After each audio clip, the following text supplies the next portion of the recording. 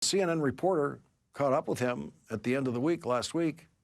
He didn't look or sound like someone who was troubled in any way at all.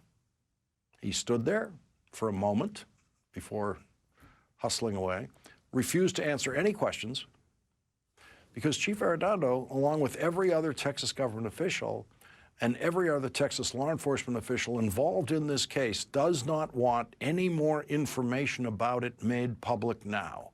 Governor Abbott rushed to Uvalde the day after the mass murder to personally tell the story of what happened in that school. He wanted to be at the microphone that day, the center of attention, telling Texas and the country everything about what happened in that school. He praised the heroism of the officers who went into that school without ever saying that they waited over an hour to do anything.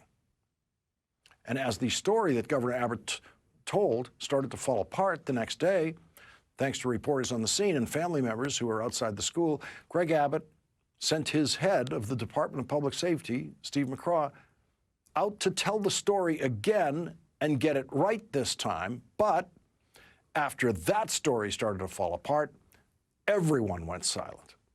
Everyone involved is now helping Chief Arredondo keep his job for as long as possible. Keep that paycheck coming in as long as possible. The school board has the power to fire Chief Arredondo as the chief of the school department's police force, but they had a meeting last week and they did nothing.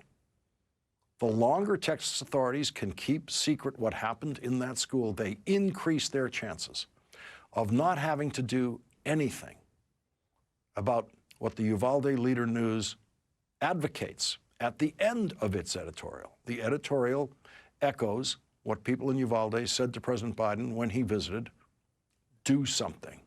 The editorial says, do something. Raise the legal age to purchase all firearms to 21, the same that is required for a handgun or a pack of smokes.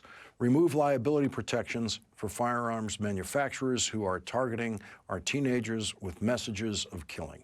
And for God's sake, restrict high-capacity magazines to law enforcement and the military. Governor Greg Abbott has been publicly opposed to each of those things.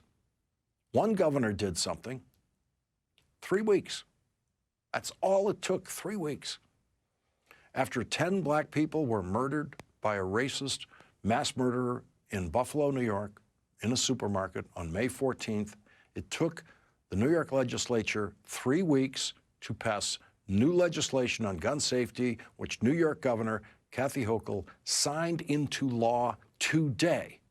It includes an increase in the age from 18 to 21 for the purchase of the kind of assault weapon that was used in the Buffalo supermarket and in Robb Elementary School in Uvalde. It increases licensing requirements, and it bans the sale of body armor. Today is a start. It's a start, and it's not the end. Thoughts and prayers won't fix this, but taking strong action will. And we'll do that in the name of the lives that have been lost, for the parents who will no longer see children stepping off a school bus. 3 weeks. Governor Hochul did that in 3 weeks. Governor Abbott has done absolutely nothing in 2 weeks since the Uvalde mass murder. The Greg Abbott plan appears to be wait out the news cycle and do nothing.